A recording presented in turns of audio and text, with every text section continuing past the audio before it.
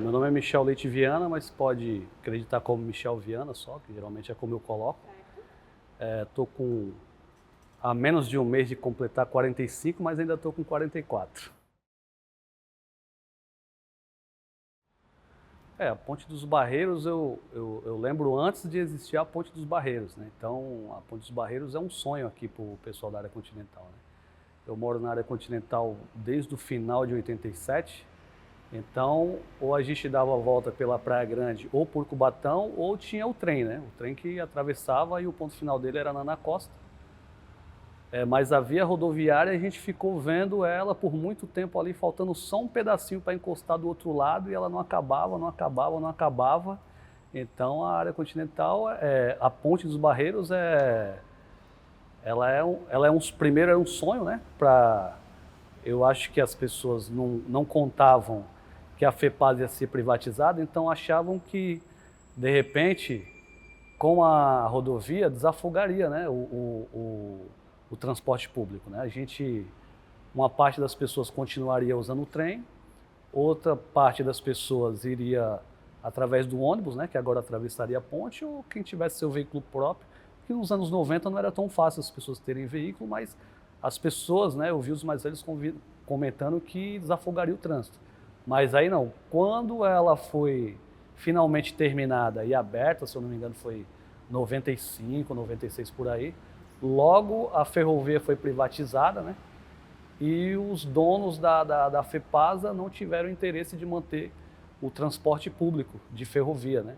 Então as pessoas que se amontoavam no trem começaram agora a se amontoar nos ônibus, né? Mas ela é o nosso elo de ligação com a ilha, né? São Vicente é conhecido por ser uma ilha, mas ela tem uma porção continental. Eu costumo chamar que é a quebrada da quebrada, porque as pessoas que estão lá na área continental, elas dizem, eu vou para São Vicente, mas você já está em São Vicente, né? Mas é algo tão distante, tão esquecido pelo poder público, que as pessoas dizem, eu vou para São Vicente, só que você já está, né, em São Vicente. Então é nosso elo de ligação com a ilha, né? Para ir para Santos é muito mais rápido por aqui, né? Para ir para Praia Grande não precisa vir por aqui, você tem outros acessos, mas para trabalhar em São Vicente, para resolver as coisas que a gente tem que resolver na prefeitura, em fora, ou qualquer coisa do cidadão vicentino, ela é o meio mais rápido, né? Então quando ela foi finalmente completada, realizou um sonho das pessoas que queriam ver essa ponte rodoviária, e quando ela foi interrompida, parecia que, sabe, o Moisés levando o povo na travessia do Mar Vermelho a pé, aquele monte de gente, né, atravessando a Ponte dos Barreiros a pé, né? O pessoal fala que é 600 metros, mas acabava ficando mais ou menos 1 quilômetro, né? Porque 600 é o tamanho dela, mas o ônibus não ficava ali na cabeceira, né? O ônibus ficava aqui, o VLT ficava ali, né? Então ela virou um sonho, já virou um pesadelo, né? Esse tempo que ficou afastada. E ela também, ela fez uma parte da população retomar algo que é histórico na área continental, a luta, né? A luta popular. Na minha opinião, é uma das lutas recentes, populares mais bonitas que teve nos últimos tempos, né? Os mais velhos, como o seu Luiz da Padaria, que já não está mais vivo, né? A dona Eurides, que está aqui dando a entrevista, o seu Luiz José, que deu entrevista, e tantos outros mais velhos da área continental, eles fizeram muita luta para tudo, né? Para a gente ter esgoto, para a gente ter asfalto, né? Para a gente ter pista duplicada, para a gente... algumas lutas eles conseguiram, outras não, né? Mas eu vi muitas dessas lutas enquanto criança, né? Eu achava essas pessoas lindas, eu achava eles heróicos, eu falei, pô, eu quero ser igual a eles. E aí, né, eu fiquei mais velho, comecei a fazer militância sindical, né, me envolvendo nos problemas sociais da Baixada Santista, não só do bairro, né? E aí a gente juntou essa turma, né, que foi à frente da ponte para cá, que ao meu ver, a frente da ponte para cá, ela começou com outro nome, né? Eu acho que ela foi montada ainda em 2018, com a possibilidade do Bolsonaro vir a ser presidente. Montaram-se muitos grupos, né, para discutir essa proposta, essa pauta, e um desses grupos foi Quebrada pela Democracia, né? Que ele foi montado no Maitá através de jovens católicos de esquerda, né? Do grupo do qual o Ginês participava e outros jovens, né? E aí a gente montou esse grupo para discutir o que fazer para o fascismo não entrar virar presidente, né? Ou seja, a gente falhou, porque ele virou presidente. Mas quem mora na área continental, o que não falta é problema, né? Então, veio esse problema logo em 2019, né? Surgiu um laudo, a gente teve acesso a esse laudo. Daí eles divulgaram através de um vídeo que viralizou, né? Não se fala na moda e na internet. E aí a gente montou esse grupo com essa pauta específica, né? De denunciar o estado da ponte, da tragédia que poderia acontecer, né? E aí se deu esse processo de luta popular, né? Foi um processo de poder popular mesmo, né? A gente envolveu a população na causa, a gente explicava para a população o que estava acontecendo e a gente fazia assembleias, né? Que a gente chamava de papo reto e convidava a população e a população muitas vezes deu ideia do que fazer. Vamos fechar a ponte, vamos na Câmara, vamos fazer atos na Prefeitura e muitas dessas coisas a gente fez mesmo, né? Acho que eu já até fugi da pergunta, mas acho que é isso.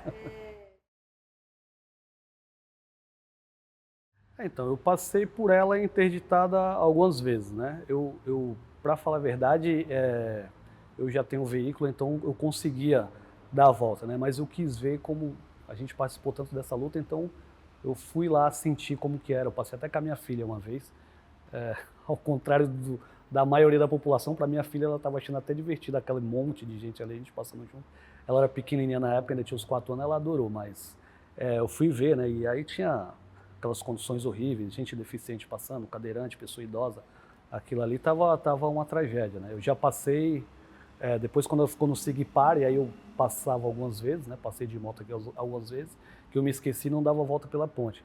Mas você perguntou se eu acredito que a frente da ponte para cá foi a mola propulsora para o fechamento da ponte e para a reabertura. Eu acredito que sim, né? Quem leva muito a fama é aquela repórter que fala do Sol, né? Como é que é? Ela tinha um programa do Sol lá, Rota do Sol. Rosana do Vale, que foi candidata a prefeita agora em São Vicente. Ela leva a fama, né? Realmente ela correu atrás do Bolsonaro, né? Mas quem denunciou para a população, quem fez toda a luta, né? Foi a frente da ponte para cá. Ou seja, se não fosse o povo de punho cerrado na rua, a caneta do Playboy não ia fazer nada. Porque quem move a caneta do Playboy é o povo na rua, né? É a população reivindicando seus direitos, pelo menos é o que a história nos mostra, né? Que nada vem de graça sem luta, né? A luta é que muda a vida da população e principalmente a vida da classe trabalhadora, é a luta popular, né? Então foi a luta popular que fez essas pessoas se mexerem, né? E eu, no caso, acredito que ela se mexeu também porque ela já estava com esse interesse de ser candidata na região, né? Houve até falas de que ela seria candidata a prefeita em São Vicente, porque muita gente dá o crédito a ela, mas ela só assinou um termo, né, e pediu dinheiro para o Bolsonaro. E o Bolsonaro também só deu dinheiro porque naquela época se misturou o Covid, né? E ele não queria a vacina. O Dória também não queria, mas também tinha intenções de ser presidente, então acelerou a vacina. São Paulo foi o primeiro a ter a vacina, né? Então essa treta dos dois aí, já que ele não resolvia, falou, pô, eu vou ficar com a fama então, vou ganhar essa região para mim, interesse político. Mas quem denunciou, quem fez a luta, quem fez fechamento de rua, quem foi para a porta de prefeitura, quem organizou manifestação na Câmara, todos os atos populares foi a população, mas com a liderança da frente da ponte para cá. Tinha algumas pessoas, alguns influencers aí, que até falavam alguma coisa ou outra, mas a população pegou confiança mesmo na frente, né? A gente fazia reunião, fizemos algumas reuniões na igreja ali, católica ali do Quarentenário, ela lotava, as pessoas queriam saber o que está acontecendo, porque afinal de contas, imagina você está passando a ponte cai, né? Era uma tragédia que a gente estava anunciando, né? E com um laudo técnico de um engenheiro dizendo que ela podia cair, né? Então quem denunciou foi isso, quem pressionou para que ela fosse fechada fomos nós e quem pressionou para ela ser reaberta fomos nós. A gente tem a caneta na mão? Não, a gente tinha um punho cerrado na rua e fazíamos a fala, explicando para a população que a gente precisava lutar porque tem um laudo e se os caras não fecham a ponte, eles não estavam interessados na vida da população da área das 150 mil pessoas da área continental na época, né? O censo dizia que tinha isso. Como ela é uma ponte de ida e volta, né? E ela estava totalmente condenada, a gente esperava que ia fechar, né? E conhecendo a cidade que a gente mora e os políticos que a gente tem, o que a gente esperava era enrolação mesmo. E assim, se foi demorado, se não fosse a nossa luta, poderia ter sido muito mais demorado. Aliás, se não fosse a nossa luta, ela poderia ter caído com gente em cima e gente embaixo também, né? Porque acaba que tem muita gente em situação de rua que fica ali pela ponte, tem os próprios pescadores, né?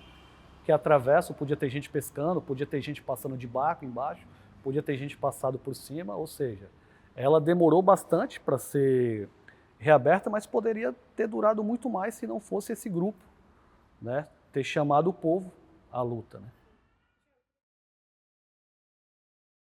Tem o bullying, né? A galera acha que a gente não é de São Vicente, né? Isso aí afeta, acho que principalmente os jovens, né? Psicologicamente. Na nossa época ainda não tinha nem asfalto, então a gente era considerado que não era de São Vicente, ainda era os pés de barro, né? Você chegava com um tênis sujo de lama, as pessoas sabiam que você era de alguma quebrada esquecida por aí, né?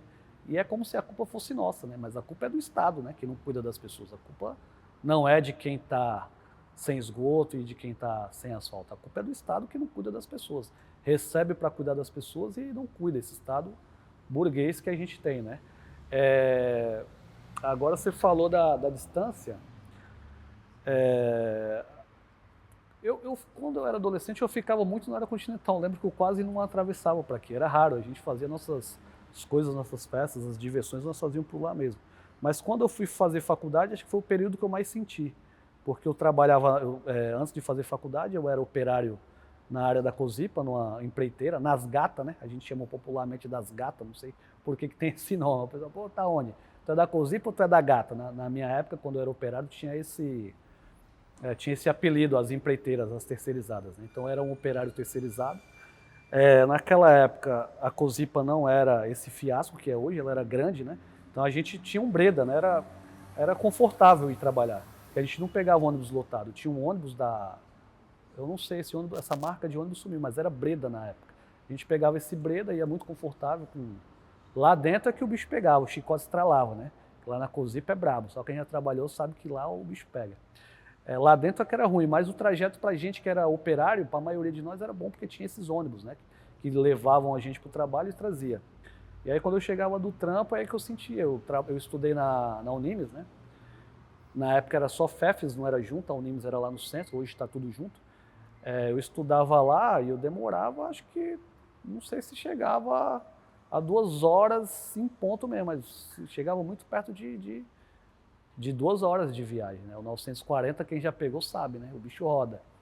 E isso aí te afeta de várias maneiras, né? Porque eu tinha que estar de pé 5 horas da manhã no outro dia. Eu chegava em casa mais ou menos uma 00:15. Quando eu fazia faculdade, só a avenida era asfaltada, né? Então o ônibus, assim, quando eu vim morar aqui, os ônibus eles não entravam na área continental. Quem conhece a área continental sabe que o ônibus ele só entrava no Parque das Bandeiras só na entrada.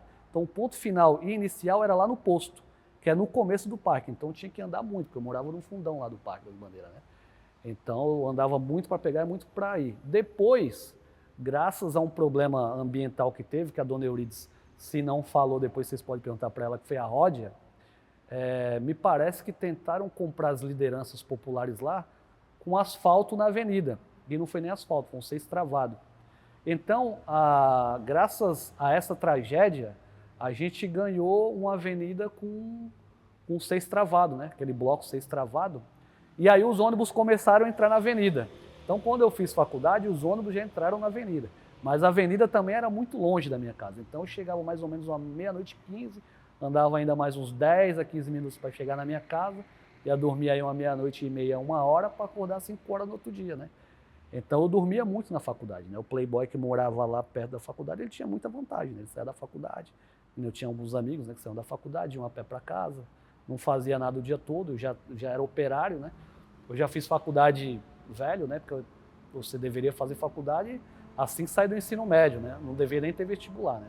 Você devia sair do ensino médio, escolher seu curso lá, se matricular e fazer. Mas aí, não, eu fiz faculdade já com 23 anos, comecei 24, terminei com 27, então já tinha essa dificuldade de ter passado muito tempo sem estudar e essa dificuldade da distância, né, de ter um trabalho insalubre, né, eu trabalhava com maçarico, então um trabalho quente que me demandava esforço físico, né, você deixa a carne mesmo no seu trabalho, né. Hoje em dia a galera fala, pô, mas eu estou trabalhando até os 80 anos, mas o cara é escritor, ele é apresentador, ele não é operário, né. Então, eu era um operário, trabalhava ali sob calor, sob esforço físico, produtos químicos, e tinha que ter esse esforço de ainda pegar um busão de quase 2 horas para ir para a faculdade e chegar em casa meia-noite e meia e ter aí 4 horas de sono, mais ou menos, para ir trabalhar no outro dia. Essa era a distância. Foi quando eu mais senti a distância. Se eu pudesse dizer alguma coisa, é que as pessoas se organizem, né? Que as pessoas façam lutas organizadas em partidos, em sindicatos, em coletivos de mulheres, em coletivos de estudantes, em coletivos de bairro, em coletivos de negro, em coletivos LGBT, se organizem e façam a luta popular, né? Porque quando o playboy vai lá e assina uma lei que nos favoreça, já teve muita luta popular para isso acontecer, né? É ele que leva a fama, né? Porque como diz um ditado africano, pode ser que eu erre, mas, né, enquanto os leões não contarem as suas histórias, elas serão contadas pelos caçadores, né? Então, enquanto o povo não contar a sua história, ela vai ser contada pela playboyzada, né? Que só, no máximo, assina um documento a muito contragosto, né? Porque eles não querem nada para nós, né? Tivemos a licença de fazer um extrato de alguns trechos que a gente acha que combinaria bem com o filme, a gente queria que você lesse. Tá? Pode ser? Tá marcado aí aqui? O extrato está ali. E aí a proposta é que você lesse pra gente. E ele tá aqui? E tá aqui. Dessas frases. Que é Legal. que é para você dar uma lida. Tá. Se você também quiser só falar alguma coisinha breve sobre o livro, também pode ser, mas a gente queria que você fizesse essa narração desses trechos do teu livro pra gente. Tá. Pode mandar ver? Pode. É esse aqui a minha página. Tá. Se você puder fazer uma frase, dar uma pausinha e falar outra, ótimo. Tá. Eu começo falando que vou ler o livro ou só saio lendo? Pode falar. Só saio lendo? Sai lendo. Então, vou colocar aqui para o povo ver que é dele, né? Sou preto, favelado, periférico. Periferia é um jeito de ser. Tem cheiro, tem alma, jeito de andar, de falar. Periferia também é sertão, é baianinho, é neguinho, é Dona Maria, é seu Zé. A quebrada é gigante, irmão, mas a gente é a quebrada da quebrada, a margem da margem. Faz o teste, para num ponto de ônibus e pergunta para onde vocês estão indo. As pessoas vão dizer, para São Vicente. Entendeu a parada, mano? A gente não se reconhece como São Vicente. Como não estamos na ilha, é diferente. É isso? Muito obrigada, Michel. Fechou? Fechou. Oh, legal. Muito obrigada. Acabei que nem bebi água. Oh, meu Deus.